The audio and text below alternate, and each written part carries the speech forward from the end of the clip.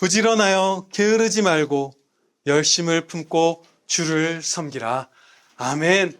로마서 12장 11절 말씀, 참된 찬양이라는 제목으로 선포하도록 하겠습니다. 본문 말씀은 우리가 하나님을 참되게 찬양하는 삶을 살기 위해서 늘 가져야 할 세 가지 모습을 가르쳐 주세요. 이 세 가지, 본문 말씀에 나온 세 가지를 다 갖추고 있는 사람이 진정 하나님의 영광을 위해서 사는 복된 아들, 딸들입니다. 행복하게 영원한 상을 하늘에 쌓으며 사는 그런 큰 은혜에 입을 삶이에요. 이 세 가지가 다 있는 경우가. 그것은 이것입니다. 예수님을 섬기라, 주님을 부지런히 섬기라, 주님을 뜨거운 마음으로 섬기라. 이 세 가지를 우리의 삶에서 늘 발견할 수 있어야 돼요. 이러한 삶은 살면 좋지만 이 세 가지가 없어도 그럭저럭 괜찮은 그런 모습들이 아닙니다. 예를 들어서 우리가 운동 같은 경우, 운동을 하면 좋죠.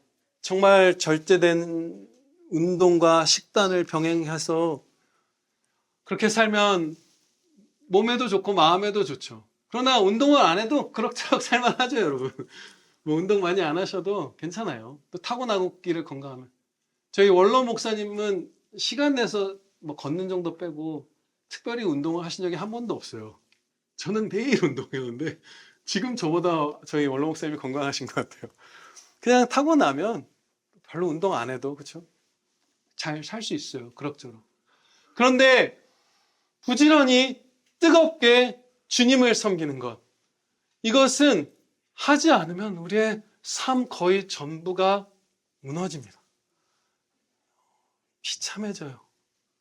그리고 충성되게 이 세 가지를 우리의 삶에서 드러내며 하나님을 찬양하는 진짜 참된 찬양의 삶을 살면 반드시 기쁨과 평안과 현세와 내세의 은혜들을 입습니다. 예, 아멘입니다.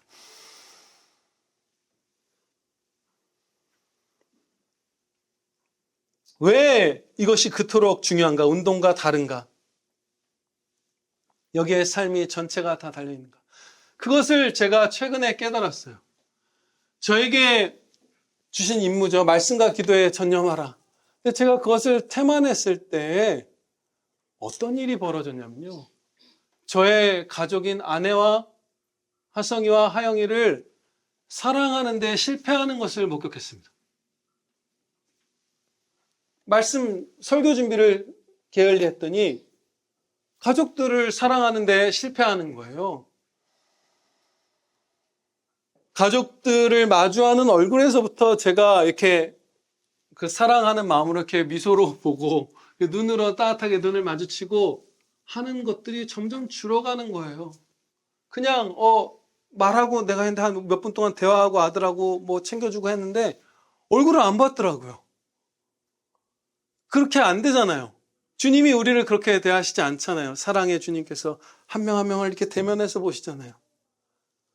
안고 안수해 주셨잖아요, 어린아이들을. 그럼 저도 보고 안고 막 기뻐하고 존귀히 여기고 이렇게 했어야 되는데 짜증도 내고 그 사랑이 식어버리더라고요. 아니 왜 설교 준비를 할 때 열정으로 부지런함으로 하지 않았다고 삶의 다른 가족과의 관계조차 특별한 힘든 일도 없는 상황에도 무너져 가는가?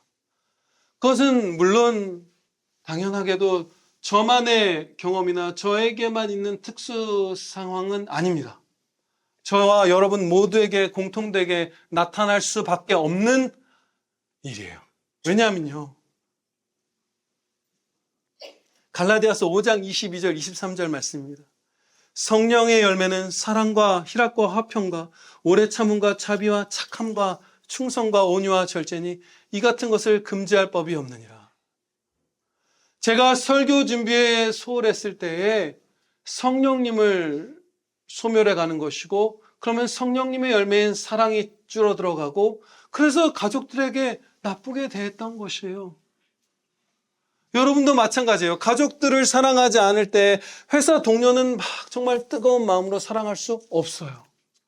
교회 형제를 사랑하지 않을 때 나머지 곳에서 여러분들이 사랑할 수 없어요. 우리가 그렇게 살 수 있는 자들이 아니에요. 왜냐하면 사랑도 온유함도 절제도 그 무엇도 우리가 스스로 만들어내는 기원이 우리에게 있는 게 아니라 하나님이 주시는 것이기 때문이에요.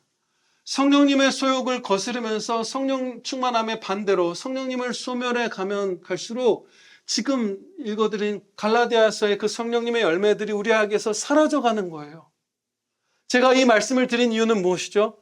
부지런히 뜨거운 마음으로 주님을 섬기는 것, 이것을 우리가 이 세 가지 모습들이 나타나지 않으면 성령님의 열매도 우리에게서 나타나지 않게 될 것입니다.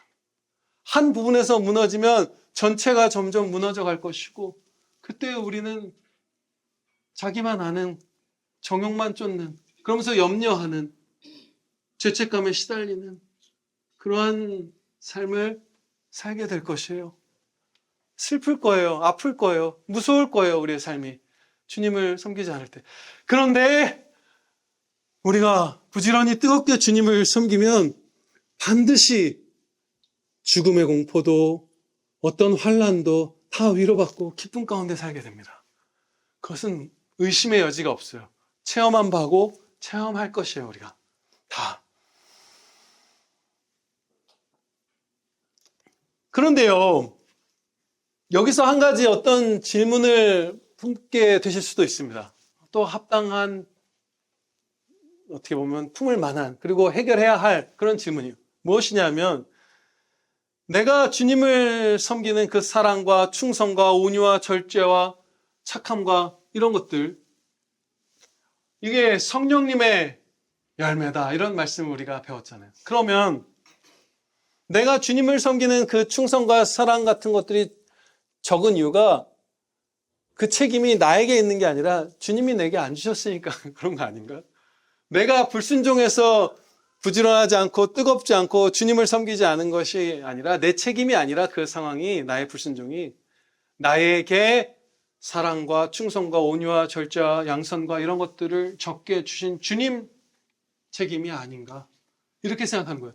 주님이 나를 마음을 막 사도 바울처럼 뜨겁게 해주셨으면 나도 했을 텐데 이렇게 우리가 핑계 댈 수 있는 것이에요. 정도의 차이는 있지만 쉽게 빠질 수 있죠. 그런데 그렇지 않아요. 우리는 우리 마음에 주신 참사랑의 불길, 주님을 섬길 기회들 우리에게 막 주시죠. 저게 기회야. 지금 네가 가서 저 일을 해. 저 사람을 위해서 기도해. 무릎 꿇어. 네가 지금 나를 섬길 기회야. 사랑이 나를 섬기는 거잖아. 네가 사랑할 기회가 보이지? 그 사랑할 기회들 보게 하시잖아요. 기회들도 주시고 보게도 하시죠. 그리고 지금 이 순간에도 생명의 말씀을 들려주시고 있고, 또 우리가 살아가는 일상에서도 성령 하나님께서 예수 그리스도의 말씀을 기억나게 해주십니다. 그렇죠? 말씀이 기억나요, 우리에게. 이러한 은혜들 가운데에 우리에게 주신 자유 선택으로 주님을 섬기는 것을 택할 수도 있고 불순종을 택할 수도 있는 것입니다. 그냥 우리는 수동적으로, 운명론적으로 마치 무슨 마리오네트 인형처럼 그냥 우리에게 책임 없이 그냥 조종당하는 자들이 아니라, 여러 이 수많은 제가 말씀드린, 그리고 더 많은 은혜들 가운데에서 자유를 부여받아서 순종하거나 불순종하거나 선택할 수 있는 자들이에요. 그래서 우리의 책임인 것이에요. 우리가 주님을 부지런히 뜨겁게 섬기지 않으면 그 죄악은 저와 여러분의 책임입니다. 하나님께 책임이 있지 않아요. 물론 우리가 순종과 불순종을 선택할 수 있지만 모든 성도가 같은 정도로 믿음과 연단과 은혜의 도우심을 받는 것은 아닙니다. 분명히 다니엘이나 다윗이나 베드로 사도나 요한 사도 이런 분들은 정말 더 많이, 그렇죠? 은혜를 입고 더 굳센 믿음을 받고 선물로 받고 많은 은사들을 받고 많은 진리들을 깨닫게 해주시고, 그렇게 해서 더 큰 임무들을 감당할 수 있게 해주셨죠. 저와 여러분이 우리의 존경하는 우리의 본이 되는 바울 사도와 같이 그 정도의 은혜와 믿음을 받지 못했어도 우리는 핑계댈 수 없고 또 우리는 순종해서 은혜 입을 수 있습니다. 왜냐하면 우리에게 그분들만큼 큰 임무를 맡기지 않고 감당할 수 있을 만큼의 임무를 맡기셨기 때문이에요. 사도분들 다 사형에 처해졌잖아요. 그 한 분 순교하지 않고 살아남은 요한 사도조차 사형은 집행됐으나 하나님께서 그를 기적적으로 살리사 마지막 그 말씀을 계시록까지 기록하는 것을 맡기셨다고 교회사 가운데 전해지고 있어요. 나머지 분들은 정말로 다 죽임당하셨어요. 우리에게 그 정도의 임무를 맡기시는 것이 아니잖아요. 그렇죠? 전 세계 모든 교회를 세우고 이스라엘 구약교회를 통치하는 왕이자 선지자로서 성경을 기록하게 하는 다윗 같은 그런 임무를 맡기시는 게 아니잖아요. 그러면 분명히 우리에게 주신 연단, 믿음의 굳센 정도, 여러 은사들의 크기, 여러 가지가 바울보다 다윗보다 우리가 작더라도 저와 여러분은 맡겨주신 임무가 그에 합당하기 때문에 충성되게 살 수 있는 것입니다. 염려할 거 없어요. 우리 다 순종되게 매일매일 전진하고 성화가 계속 아주 일관할 수는 없겠지만 점점 더 오늘보다 내년보다 그 다음 연도에는 더 거룩한 성도가 될 수 있어요. 지금 이 순간에도 여러분은 선택할 수 있습니다. 절대로 이 수동적이고 운명론적이고 주님께 책임을 전가하는 이 가짜 말씀에 속지 않으시기 바라요. 이런 식의 가르침들과 예를 들어서 스펄전 목사님도 생애 말기에 싸우고 그로 인해서 아마 수명이 줄어든 것처럼 보여요. 거의 죽기까지 싸우셨어요. 주님이 은혜로 우리를 구원해주셨으니까 우리는 할 거 없고 널브러져도 되고 우리의 책임이 아니고 다 괜찮고 막 이런 식의 가르침들 그것과 싸우셨거든요. 여러분들도 그 공격을 받고 있습니다. 지금도. 싸우시기 바라요. 지금 여러분은 선택할 수 있어요. 이 한 가지를 기억하시기 바라요. 지금 여러분이 설교자에게서 눈을 고정하고 설교자에게 마음의 문을 열고 귀를 기울여서 등을 떼고 설교를 들으시는 것을 선택할 수 있고 반대로 눈을 내리깔고 눈을 감고 기대서 귀를 닫아버릴 수도 있어요. 지금 여러분 선택하실 수 있어요. 여러분의 책임이에요. 은혜를 붙잡으시기를 바랍니다. 은혜 붙잡으시기 바라요. 설교 첫 부분에 말씀드린 바대로 우리에게는 본문 말씀에서 명하시는 이 세 가지가 전부 있어야만 합니다. 부지런히 뜨거운 마음으로 예수님을 섬기는 것. 이것이에요. 제가 뜨거움이라고 계속 표현을 하는데 그것은 11절 본문 말씀에서 열심을 품고 라는 부분에 헬라어 원어가 그런 의미이기 때문이에요. 막 마음이 불타오르는 것, 끓어오르는 것 이런 단어거든요. 그러니까 막 부지런하게 움직이는 그 행실과 이 뜨거운 열정 이 두 가지를 갖고 우리가 주님만을 섬기라 이 말씀을 주신 거예요. 이 세 가지가 왜 항상 있어야 되느냐? 이 세 가지 중에 무언가 하나씩 혹은 두 개씩 결여된 상황들을 우리가 살펴봄으로써 세 가지가 다 필요하다는 진리를 우리가 마음에 새기도록 하겠습니다. 뭔가 하나가 빠지면 큰일 나는 거예요. 그냥 그럭저럭 괜찮은 정도가 아니에요. 우리 자신이나 자기 자신이나 다른 형제들에게서 막 부지런하게 움직이는데 마음에 뜨거운 사랑이나 열정 같은 것은 별로 찾아보기 힘든 경우를 우리가 볼 수 있습니다. 막 일은 처리하는 거예요. 탁탁탁탁 하나 처리하고 딱 하고 연락 돌리고 뭐 하고 저 같은 경우는 뭐 저 자신이나 아니면 목사님들 이런 분들 그런 모습들 이제 생각이 먼저 나죠. 동료들이니까. 그런데 어떤 목사의 예를 들게요. 그럼 제가 익숙하니까 교회에서 목사이기도 하고 교회에서 일하기도 하고 성경 말씀 읽고 설교 준비하고 신방하고 노회 총회 일을 하고 이런 것들을 부지런하게는 해요. 막 쉴 틈 없이 휴대폰 안 만지고 막 일을 해요. 그런데 마치 컴퓨터처럼 일하는 거예요. 차가운 거예요. 설교문 작성해서 탁 보내고 주보 작성해서 보내고 뭐 처리하고 그러면 그의 마음에 뜨거움이 없고 부지런함만 있다면 그 사람은 거의 혹은 전부 그 시간에 예수님을 섬긴 게 아닙니다. 제가 그런다면, 여러분이 그런다면 그때 예수님 섬기는 거 아니에요.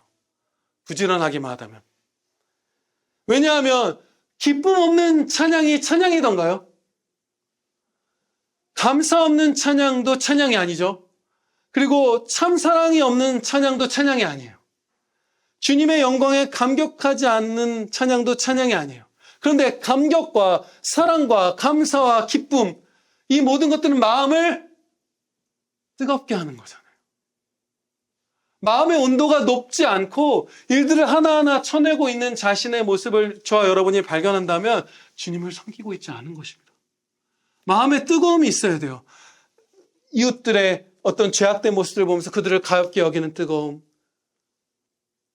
주님의 정의를 갈망하는 뜨거움, 사랑으로 같이 우는 그 뜨거움, 누군가 은혜 입은 것을 함께 기뻐하는 그 뜨거움, 내가 이 죄인이 예수님의 성품으로 예수님처럼 사랑을 실행하며 살게 해주신 그 감사, 감격, 영원한 이 땅에서 길어야 80년인 생애에서 쪼개서 내가 남을 위해서 헌신한 게 아니라 영원을 주시고 그 무한히 넉넉한 가운데서 주님의 그 은혜를 나누는 것인 이 복된 삶을 주신 것에 대한 감사, 이런 뜨거움들이 저와 여러분의 마음에 있어야 그게 진짜 충성인 거예요. 부지런하기만 하면서 우리가 속을 수 있어요. 나 오늘 하루 종일 일했네. 야, 전화통화 20통을 했고 성경 무슨 말씀을 몇 권을 읽었고 설교 준비를 얼마나 했고 신방을 몇 번을 했고 아무 상관없어요. 마음이 뜨거움이 없으면 주님을 섬긴 게 아닌가. 여러분도 마찬가지겠죠. 여러분들의 일에 있어서.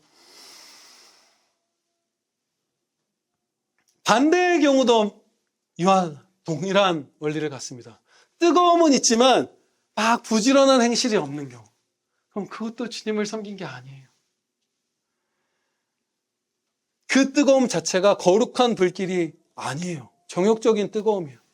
왜냐하면 거룩한 열정은 반드시 부지런한 행실을 낳기 때문입니다. 반드시 성실한 사람이 돼요. 정말 마음이 거룩한 마음으로 뜨겁다면. 야고보서 2장 15절로부터 17절 말씀입니다.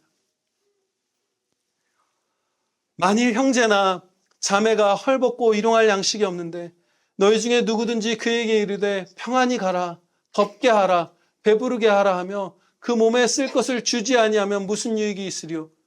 이와 같이 행함이 없는 믿음은 그 자체가 죽은 것이라.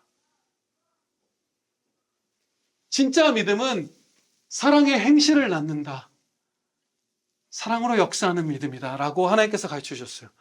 반대로 행함이 없다면 여러분이 아무리 마음이 뜨거워지고 무슨 말을 하고 뭘 했던지 간에 몸이 움직이고 기도의 자리로 나아가고 하는 이런 행함이 없으면 그 뜨거움은 가짜예요. 진짜 거룩한 예수님의 성품으로 인한 뜨거움이 아닌 것이에요. 하나님께서 안목의 정욕, 이생의 자랑, 육체의 정욕이라고 요약해 주신 그 어느 마음들 가운데 하나인 것이겠죠. 그 뜨거움은. 우리가 얼마든지 쉽게 뜨거워질 수 있어요. 이단의 집회에 모인 사람들을 보면 자기가 악기를 연주하거나 설교 준비한 사람도 아니고 그냥 집에서 쉬다가 그 집회에 가서 그냥 앉아 있으면서도 마음은 뜨거워져서 눈물을 펑펑 쏟아낼 수 있습니다. 우리가 뜨거워지는 것은 아무 노력 없이 죄악 가운데서도 뜨거워질 수 있어요. 열정은 그런 거예요. 그런데 사랑을 부지런히 실천하게 만드는 그 열정은 거룩한 열정밖에 없습니다. 둘 다 있어야 되는 거예요. 없으면 지금까지 살펴본 바대로 부지런하지만 뜨거운 마음이 없어도 예수님을 섬기는 것이 아니고 뜨거운 마음이 있지만 부지런한 행실이 없어도 예수님을 섬기는 것이 아니에요. 나아가서 부지런하기도 하고 마음에 뜨거운 마음도 있는데 또 불구하고 예수님을 섬기는 것이 아닌 경우도 있습니다. 회심하기 전 바울 사도에게서 그런 모습을 볼 수 있어요. 사도행전 26장 11절 말씀을 보면 그가 얼마나 부지런하고 뜨겁게 살았는지를 볼 수 있어요. 그러나 예수님을 섬긴 게 아니었어요. 모든 회당에서, 자기 고백이에요, 바울사도의. 모든 회당에서 여러 번 형벌하여 강제로 모독하는 말을 하게 하고 그들에 대하여 심히 격분하여 외국 성들에까지 가서 박해하였나이다. 예수님을 믿는 그리스도인들을 박해하는데 그 동기는 자기가 하나님을 섬긴다고 생각했어요, 바울 사도는. 그는 가말리엘이라는 탁월한 성경학자에게 교육을 받은 신학생 같은 사람이었어요. 전도사 같은 사람이었어요. 그런데 모든 회당, 그리고 해외의 여러 도시들까지 달려다니면서, 그 당시 차가 있는 게 아니잖아요. 비행기 걷고 이러면서 다녀서 그리스도인들을 잡아다가 그 복음이라는 것을, 그가 생각했던 가짜죠, 그것을 막는데 전심전력한 거, 인생을 바친 거예요. 그 위험하겠죠, 당연히. 반발이 있을 테니까. 목숨 건 거예요. 그런데도 하나님을 섬긴 게 아니었어요. 의심이 여지없이 자기는 성도라고 생각했어요, 바울은. 근데 부지런했고 열정이 있었어요. 그런데 주님을 섬긴 게 아니었어요. 우리는 여기서 하나님을 섬긴다는 것이 무엇인가라는 질문을 마주하고 해결해야 합니다. 바꿔 말하면 어떻게 사는 삶이 하나님을 섬기는 것인가? 라는 질문에 답을 찾아야만 해요.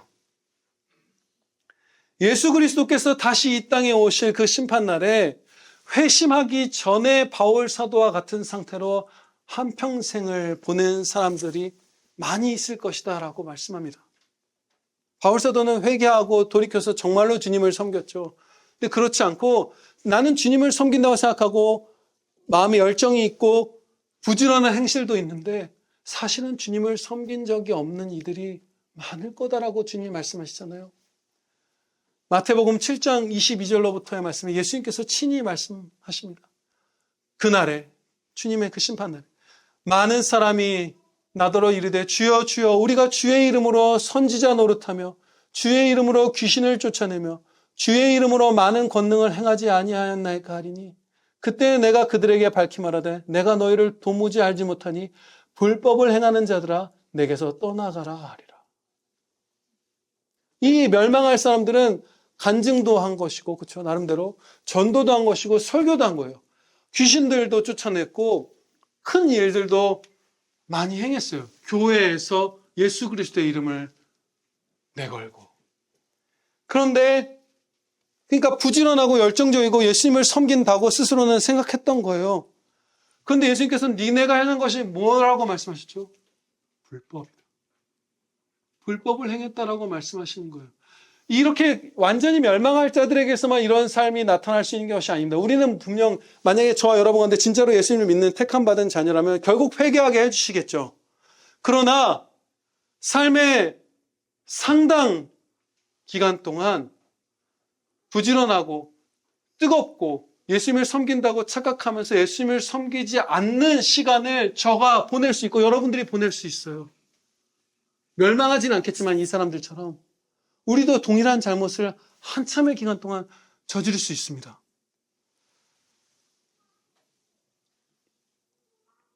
교회에 소속된 성도, 스스로 주님을 섬긴다고 생각하는 거 계획을 짜고 하는 성도, 부지런한 성도, 뜨거운 마음이 있는 성도라고 스스로 생각했지만 불법을 행했다. 혹은 너가 그 삶의 어떤 기간 동안 그렇게 불법을 행했을 뿐이다라고 평가받을 수 있어요. 우리가 심판받을 수 있어요. 멸망하지는 않겠지만 십자가 보혈로 말미암아. 그렇다면 누가 정말로 예수 그리스도를 섬기는 자인가? 누가 정말 하나님을 섬기는 행실을 행했는가? 행동을 했는가? 마태복음 7장 21절 그 앞에서 가르쳐주세요. 나더러 주여 주여 하는 자마다 다 천국에 들어갈 것이 아니요 다만 하늘에 계신 내 아버지의 뜻대로 행하는 자라야 들어가자. 하나님의 말씀대로 부지런하고 열정적으로 사는 사람, 성경 말씀대로 행한 부지런함과 열정만이 순종이고 찬양이다라고 말씀해 주시는 거예요. 요한복음 14장 21절 말씀입니다. 예수님께서 친히 말씀하셨어요. 나의 계명을 지키는 자라야 나를 사랑하는 자니라. 예수님의 계명, 성경 말씀, 하나님의 뜻, 성경 말씀, 그것을 그대로 따르는 우리의 부지런함과 열정만이 주님을 섬기는 열정과 부지런한 행실인 것이에요. 이것이 너무나 중요하죠. 본문 말씀은 그러면 자세히 조금 더 풀어서 재진술을 하면 이렇게 되는 것입니다. 부지런하여 게으르지 말고 뜨거운 마음으로 성경 말씀에서 가르쳐 주신 대로 살면서 하나님을 찬양하라. 이것이 우리가 살 바예요. 그리고 이렇게 살 때 우리가 행복해지는 거예요. 이게 어려워 보일 수도 있어요. 성경 말씀에서 어려운 거 명하시던데. 아니요. 이것은 행복한 삶입니다. 시편 2편 11절 말씀입니다. 여호와를 경외함으로 섬기고 떨며 즐거워할지어다. 에베소서 6장 7절 말씀입니다. 기쁜 마음으로 섬기기를 주께 하듯 하고 사람들에게 하듯 하지 말라. 이처럼 주님을 섬기는 것은 반드시 기쁨의 열매를 맺습니다. 섬기려고 할 때부터 사실은 기쁨이 이렇게 스며들기 시작해요. 그렇죠, 여러분? 교회 밥을 정말로 사랑으로 준비할 때 먹는 모습을 꼭 봐야 그 실행 단계에 가야 여러분 기쁘시던가요? 아니죠. 네. 만약에 너무 힘들어 막 짜증이 났다가도 회개하고 주님 제가 형제들을 대접하는 이 몇 달에 한 번 있는 걸 이렇게 했습니다. 용서해 주시고 사랑으로 하게 해주세요. 그러면 야채 썰 때 장 볼 때부터 이미 마음이 좋잖아요. 어떻게 하면 더 맛있어 할까? 얼마 전에 막 불고기도 볶아 오신 것 같은데 그렇죠? 그러면 그냥 국만 끓일까? 그때보다 이미 고기 볶으시면서 행복하시잖아요. 그렇죠? 실행할 때부터 기쁨은 하나님께서 주시는 거예요. 끝까지 완수했을 때 그 기쁨도 더 주시죠. 반드시 기쁜 거예요. 이 예수님의 말씀을 따라 사는 것. 우리를 먼저 그리고 영원토록 한없이 사랑하시는 하나님을 나도 사랑하기 시작한 게 우리의 찬양이잖아요. 그게 어떻게 안 행복할 수 있겠어요. 그렇죠? 다른 사람들을 사랑하라, 정의롭게 살라, 정직하게 살라, 용기 있게 살라, 착하게 살라. 이런 은혜들을 주시고 그 자유 선택 가운데 그 은혜를 붙잡아서 세상에 그 하나님의 영광을 자랑하는 게 우리의 순종이잖아요. 어떻게 행복하지 않을 수 있겠어요? 불의하게 살고 부정직하게 살고 이기적으로 살고 미워하고 뺏고 괴롭히고 하는 이 삶에서 건지셔서 우리를 이 선한 삶으로 사랑의 용사로 불러주셨는데 어떻게 안 행복할 수가 있겠어요? 당연히 행복하죠. 예, 아멘입니다. 피할 수가 없는 삶인 거예요. 여러분들이 성경 말씀대로 순종하는 게 어렵다, 이거 무겁다, 난 못하겠다라고 여러분들의 마음에 속삭이는 그 모든 속삭임은 다 마귀의 거짓입니다. 마귀적인 말이에요. 여러분 스스로 하든 누가 들려주든 무엇이든지 간에 다 가짜예요. 이 삶은 쉽고 기쁘다고 주님께서 말씀하셨어요. 내 멍에는 쉽고 가볍다라고 하셨어요. 정말 쉬운 길이에요. 진짜 말도 안 되게 겉으로도 그 부정부패가 드러난 정치인들, 최근에 어떤 아나운서 출신 정치인이 무리를 빚고 있는데 이상한 말하고, 그분 아나운서일 때 그 총명하고 아나운서분들 똑똑하잖아요. 참 인상 괜찮았는데 얼굴 그냥 육신에도 그 영혼의 그 부패함, 부정직하게 산 게 묻어나서 이상하게 생겼더라고요. 여러분들 무슨 김정은 이런 사람들 보면 인상이 정말 좋나요? 그렇지 않아요. 물론 마귀들도 광명한 천사로 가장하고 그 광명한 천사의 종으로 가장하지만 이렇게 되지 않아요. 그 정말 성도에게서 보이는 그런 것들 같지 않아요. 얼마나 추악해요. 그렇게 사는 게 뭐가 좋겠어요. 우리가 욕심 부리고, 그렇죠? 이기적으로 살고 불평하고, 밥 준비하면 내가 이거 했으니까 남편이 쓰레기 버리나 안 버리나 보자. 그러면 그 표정에 다 드러나는 거예요. 바라보는 눈길에서 눈빛이 달라지는 거예요. 입꼬리가 안 올라가는 거예요. 그죠? 우리가 사는 삶은 얼마나 행복한 삶인지 몰라요. 사랑하라고. 너희는 율법의 준행자일 뿐이다. 그런데 그 율법은 사랑하라. 서로 사랑할 수 있게 해주시고 전진하는 거예요. 너무나 행복한 거예요. 또 다른 행복을 하나 살펴볼게요. 사람의 눈치를 보지 않아도 됩니다.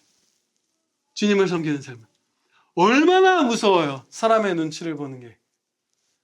사람이 우리를 얼마나 짓눌러요. 그렇죠? 나를 어떻게 평가할까? 나를 욕하지는 않을까? 무슨 소리 할까? 여러분들 가운데 그런 경험 있으신 분들 없어요? 내가 여기 앉아있는 자리에서 3, 4, 5 모인 자리에서 일어나면 자기 욕할까봐 못 일어나 본 적 있는 분들 계세요? 저는 있어요. 그리고 실제로 그런 일도 있죠. 나가면, 쟤 또 저러네. 막 이제 이러고, 뒤에서 욕하고. 사람이 얼마나 무서워요. 제가 한 청년하고 최근에 대화를 했는데 직장에서 그 사람들과의 압박감, 여러 청년이 그랬어요, 사실 다 얘기를 하더라고요.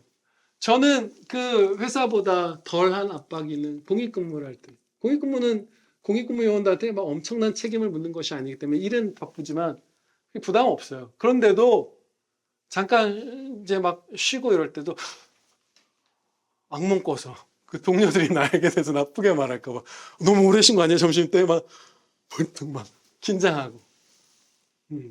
그럴 만큼 우리가 사람의 눈치를 봐요.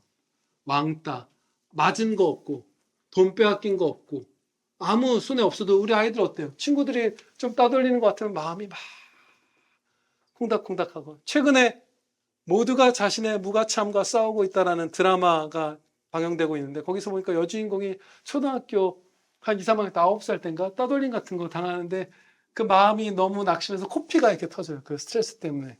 나이 들어서도 직장에서 막 괴롭힘 당할 때 그런 장면이 나오거든요. 실제로 그렇죠.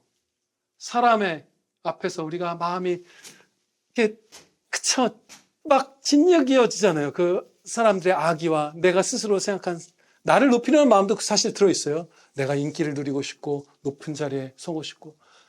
그런데 주님을 부지런히 뜨거운 사랑의 마음으로 섬길 때, 주님만 섬길 때 아무 상관이 없는 거예요. 누가 바울 사도가 그랬잖아요. 나도 나를 평가하는 거 다른 사람들의 평가를 작은 것으로 여긴다. 아무것도 아닌 것으로 여긴다고 한 거예요. 상관이 없는 거예요. 그 자유가 얼마나 달콤한지 여러분 맛보신 분들 많이 계실 거예요. 이것은 아나무인으로 살라는 게 아니에요. 그러면 요 부분만 잘라서 들으면 저래서 기독교인들이 안 돼. 이런 사람들 계실 거예요. 그게 아니라 부지런하게 뜨겁게 예수님을 섬기는 사람은 이 사회의 기준으로 봤을 때 좋은 사람일 수밖에 없어요. 그건 기본적으로 채우는 거예요. 기본적으로 제일 좋은 이웃이에요. 우리는 주변에서 제일 좋은 직장 동료고 제일 좋은 교사고 무슨 옆집 사는 사람이에요. 그러는 가운데에 내가 주님께 순종했는가 아니면 불순종했는가만 우리가 신경 쓰는 것이지 사람의 평가는 아무 상관이 없어요. 주님께 충성하고 있으면. 그 자유를 맛보시기 바라요. 어릴 때부터 우리 아이들은. 그렇죠? 얼마나 좋은지 몰라요. 친구들, 또래 집단, 20대 초중반까지 또래 집단이 엄청난 중후반까지도 그렇죠. 영향을 끼치죠. 30, 40대 되면 좀 멀어지고. 상관없어요. 뭐라고 하든 희에게, 하성에게, 하영에게 친구들이 어떤 평가를 하든 상관없어요. 여러분이 하나님의 말씀을 따르며 주님을 섬기고만 있다면 여러분은 아름답게 사는 거예요. 영광되게 살고 있는 거예요.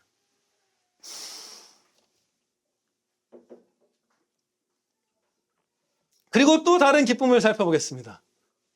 우리가 이렇게 부지런하고 뜨겁게 예수님만을 성경대로 섬기는 삶은 주님 곁에 이렇게 바싹 따르는 삶이잖아요. 주님이 얼마나 좋은 분인지도 더 알고 그 주님의 영광을 더 눈부시게 보는 그런 삶이잖아요. 그러면 그분 계신 천국으로 가는 것이 그렇게 두렵고 끔찍한 일로 와닿을까요? 우리의 죽음이 덮어두고 싶은 터부시한 말도 못 꺼내잖아요. 4층이 없잖아요. 모든 나라가. 그 발음이 비슷한 나라. 일본에서도 이치니 산, 시. 이 시가 죽을 사자를 읽는 발음과 아마 똑같아서 요누로 보통 읽죠. 맞나요? 우리 사랑자매님? 지금 안 계시는군요. 일본어 능력자분. 다 그걸 두려워해요. 어느 문화권에 있는 사람이든지. 그런데 이렇게 영광되시고 이렇게 나를 사랑하시고 이렇게 전능하신 주님께로 가는 이 죽음이라는 문을 여는 게 너희를 위한 거다. 너에게 유익한 거다라고 말씀해 주신 게 믿어지면서 이렇게 부지런히 뜨겁게 주님을 섬기는 사람은 사망의 공포에서 벗어나는 거예요. 죽음을 두려워하지 않게 되는 거예요. 점차. 죽음도 두려워하지 않는 거예요. 환난 핍박은 어떻죠? 엄청난 차이를 가져요, 여러분. 주님을 섬기는 사람과 그렇지 않은 사람과.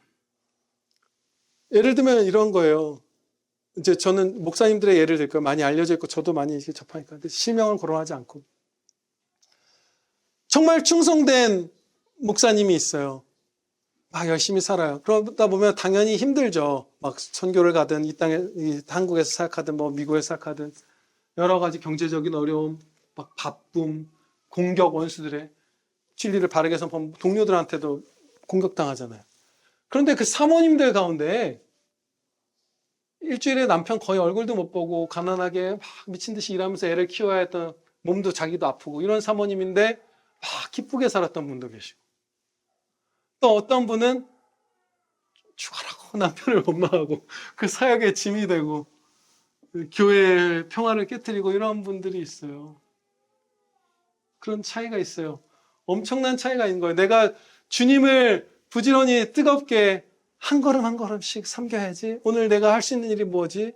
어마어마한 걸 꿈꾸라고 하지 않았어요. 그러지 말라고 했어요. 내가 이제 지도자가 돼서 설교를 해야 되겠다. 이게 아니라 가정교회를 이끌어야 되겠다. 내가 막 어마어마한 선교 사역을 하는 사모가 되겠다. 이게 아니라 우리 오늘 자매 아픈데 한번 찾아가 볼까? 뭐 교회 밥이라도 맛있게 해볼까? 누구 기도할 제목인데 방으로 들어와서 무릎을 꿇어야 되겠다. 이런 거 하나하나부터 하는 거예요. 그러면 그 사모님은 남편이 딴 데 출장을 가고 설교 집회를 가고 또 돈이 부족하고 해도 하나님으로 만족합니다. 우리의 모든 것 대신 주 예수 그리스도로 말미암아 기쁜 사람이 돼요. 그리고 내가 사랑하는 나의 영원한 형제, 천국에서 이제 남편이 아니게 되는 그냥 형제죠. 그 형제가 주님을 부지런하고 뜨겁게 섬기면서 이 땅에서 그가 은혜를 입고 장차 천국에서 영원한 영광의 상을 풍성히 받게 될 것을 사랑하기 때문에 나도 기뻐하는 거예요. 이 남편이 나는 지금 잘 못 챙겨주고 있지만 나는 이 남편을 사랑하잖아요. 그래서 이 남편이 영원한 상을 많이 받게 될 그 지금의 현상이 기쁜 거예요. 안 있는 건 아니지만 기쁜 거예요. 그래서 사는 거예요. 로제타올 그 선교사님 같은 경우 남편이 사역하다가 자기랑 떨어져서 멀리서 우리 조선에서 죽었잖아요. 딸도 죽었잖아요. 근데 아들 데리고서 감사함으로 사역해서 이 땅에 영혼권에 크게 쓰임 받았잖아요. 그런데 어떤 분들은, 어떤 사모님들은 남편이 그렇게 많은 영혼권을 하고 있어도 그게 열받아서 나 없이 막 여기저기 돌아다니는 게 열받아서 남편을 막 공적인 자리에서 비방하고 모함하고 막 간음하고 불륜했다고 하고 막 이런 경우도 있어요. 어마어마한 차이가 생기는 거예요. 주님을 따라서 하는 사람은 이 사람의 행복이 내 행복이고, 그렇죠? 이 땅만 보는 게 아니라 영원을 보고 이 땅만 보는 거죠. 나도 아내인데, 나도 남편 있는 여자인데 남편이 지금 내가 아기 태어났는데 오지도 못하고 이게 뭔 형편이야. 분노가 치미는 거예요. 그런데 주님의 영광을 위해서 지금 이 남편을 주님이 쓰심으로써 어디선가 우리의 형제들이, 우리의 이웃들이 하나님의 말씀을 먹고 있겠지. 우리의 원수들이. 그들이 구원받겠지. 하나님을 찬양하는 그 찬양이 커지고 있겠지. 이 사람, 내가 사랑하는 이 사람이 영원한 상을 풍성히 받겠지. 그리고 이 사람을 내가 진짜 사랑하면서 분위기를 좋게 하면 돌아와서 전날 주님이 그 집회마다 주셨던 은혜들을 나눌 때 나와 내 자녀들이 함께 주님의 그 승전보를 올리면서 기뻐하겠지. 이 아이들이 아름답게 크겠지. 그렇게 되는 거예요. 완전히 현세와 내세에서의 삶이 완전히 바뀌는 거예요. 우리가 부지런하고 뜨겁게 주님을 섬기면 어떠한 환난도 다 이기는 사람이 되는 거예요. 엄청나게 행복한 사람이 되는 거예요.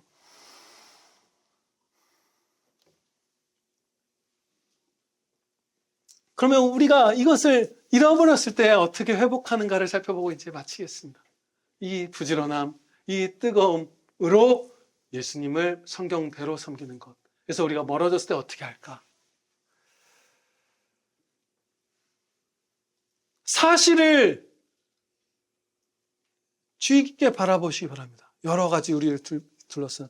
우리는 거짓됨이 남아있는 자들이에요. 그렇죠? 어리석음과 거짓됨이 있어요.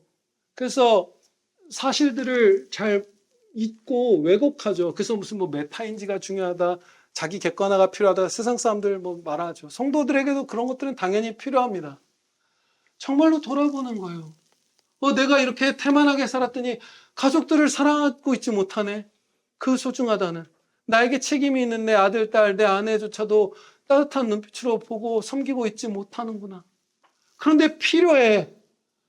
우리 하성에게는, 우리 희에게는 사랑의 손길이 필요해. 다나에게는. 어떻게 내가 이 아이들의 보호자인데 내가 지금 이대로 말씀과 기도에 전념하지 않고 주님을 섬기지 않으면서 침체되어 가면 지금 내게 영향받을, 내게 양육받을 이 아이들의 인생이 안 좋은 영향이 끼칠 거야. 보는 거예요. 그럼 일어나겠죠. 저도 여러분들을 생각할 때 힘이 납니다. 아, 이렇게 힘든 일 직장에서 겪고 계신 형제분도 있고, 이렇게 몸이 아프신 형제분도 있고, 연로하셔서 그 죽음의 공포와 싸워야 되는 형제분들도 있는데, 내가 말씀 선포를 제대로 안 해서 하나님 말씀을 풍성하게 못 먹이면 어떡하지? 보는 거예요. 그러면 우리의 그 죄악들이 쇠약해지고 우리의 양심의 불길이 거세집니다. 그때에서도 알바냐? 이렇게 하기 쉽지 않아요. 사실을 진짜 바라보면. 그리고 보는 거예요. 저와 여러분들의 삶에서. 우리의 친구들, 지금 나랑 같이 모여서 커피를 마시고 같이 일하고 같이 치킨을 먹고 하는 이 동료가 이대로 두면 이 땅에서도 신음하다가 사람의 눈치를 보고 자신의 죄악에 휘둘리고 사단 마귀들의 종로로 타다가 멸망할 자인데, 내가 주님의 영광을 비추고 사랑으로 전도하지 않으면 어찌할꼬 내 이 친구를, 내 이 동료를, 내 고객을, 내 제자를 어찌할꼬. 사실을 보는 거예요. 사실로 보는 거예요. 그게 사실이잖아요. 그렇죠? 우리가 누리는 이 평안과 이 사랑의 은혜를 현세에서조차도 이미 못 누리고 계시잖아요. 우리 이웃분들이. 그걸 보는 거예요. 그럼 여러분들이 삶을 교정하게 될 거예요. 아, 몰라. 나도 워라벨이고 뭐 이기심이고. 그렇게 사회가 안 돌아가죠. 사회가 안 돌아가는데 그렇게 하면 안 되는데, 나도 너도 그만큼 했냐? 야, 나도 몰라. 이렇게 되는 거예요. 근데 그걸 푸시는 거예요. 성도의 다름, 착함, 온유함, 용서, 넉넉함, 자비함, 그걸 보여야지 내가. 안 그러면 어찌할꼬. 이들이 도대체 어디서 주님의 영광을 보고 옆에 있는 성도인 내가 안 보여주면 어찌할꼬. 그 마음으로 여러분들이 부지런함과 뜨거움으로 예수 그리스도를 성경 말씀대로 섬기는 삶이 회복되는 거예요. 그 사실을 볼 때, 이웃의 형편을 주의 있게 살펴볼 때, 그들의 아픔을 볼 때 얼마나 슬퍼요. 남편 아내 관계도 야, 남편 키 확 잡아야 돼.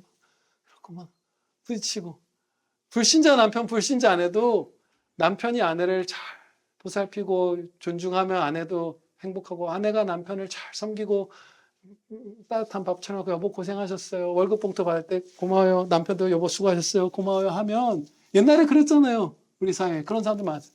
그럼 행복해요. 그런데 휘어잡아야지. 주도권을 잡아야. 결혼 초기부터 너 잘해라. 남편 네가 머리 잡아야 된다. 통장도 네가 가져야 되고. 이렇게 하는 순간 다 망하는 거예요. 다 망하는 거예요.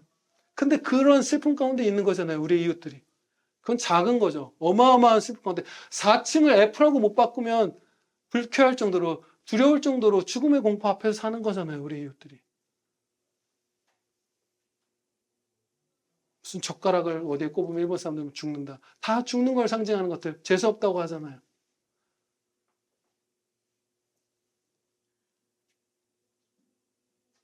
거기서 우리가 구해야죠.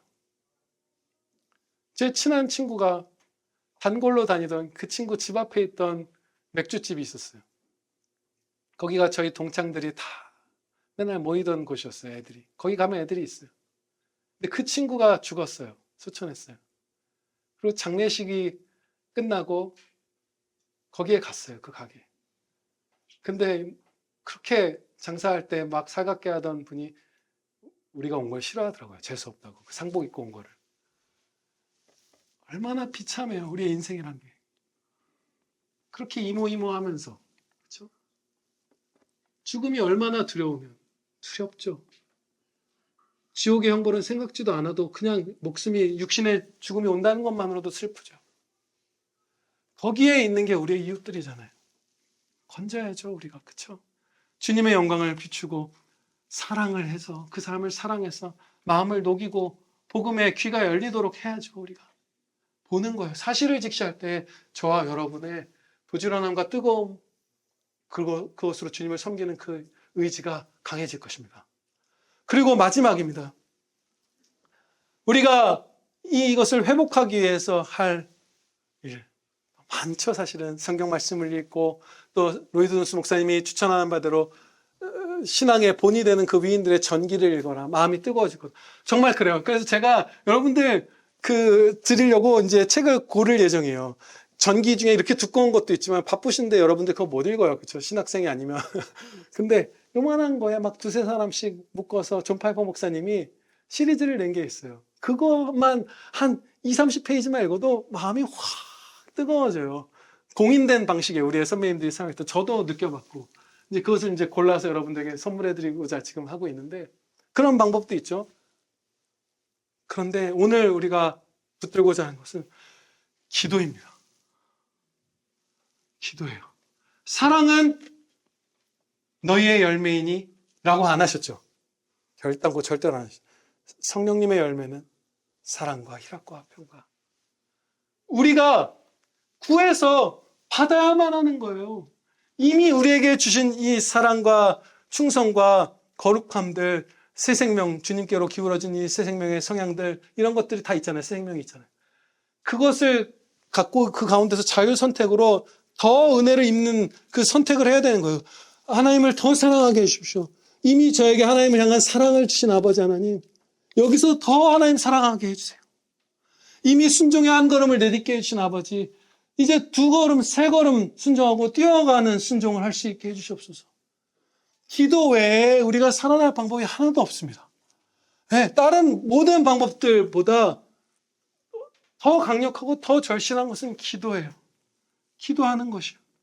기도하면서 한 걸음, 오늘 26일 12시 8분 이때 여러분이 할 수 있는 순종 한 걸음 한 걸음 내디시면서 큰 기쁨과 현세와 내세의 은혜 입는 복된 자녀들 되시기를 주 예수 그리스도의 이름으로 축원합니다. 기도드리시겠습니다. 아버지 하나님 감사합니다. 오늘도 저희를 죄악에서는 건지시고 주님 곁으로 가까이 인도하여 주심을 감사 찬양드리옵나이다. 주님을 부지런하고 뜨겁게 섬기는, 성경 말씀대로 섬기는 그 행복하고 영광되고 영원토록 은혜 입는 그 삶을 오늘 저희에게 일깨워 주시고 살 수 있도록 도와주심을 아버지 감사 찬양드리옵나이다. 주여 홀로 영광 받으시옵소서. 아버지 하나님, 저희가 쉬지 말고 기도하라 하신 말씀대로 늘 눈 뜰 때부터 기도로 하루를 시작하게 하옵소서. 아버지 하나님, 아버지의 이름이 거룩히 여김을 받으시옵소서. 하나님의 이름을 찬양하는 그 삶을 저와 저희 온 형제들이 충성되게 살게 하여 주시옵소서. 아버지, 그때 저희가 얼마나 큰 은혜를 누릴지요. 죽음도 환난도 사람들의 평가도 두렵지 않고 저는 담대히 천국을 향해 날아가며 기뻐하며 노래할 것입니다. 아버지 충성케 해주시옵소서. 하루를 시작할 때부터 기도하고 틈틈이 기도하고 모든 도우심을 주님께 구하는 복된 아들, 딸들 저희 다 되게 하여 주시옵소서. 감사합니다. 예수 그리스도의 이름으로 기도드리옵나이다. 아멘.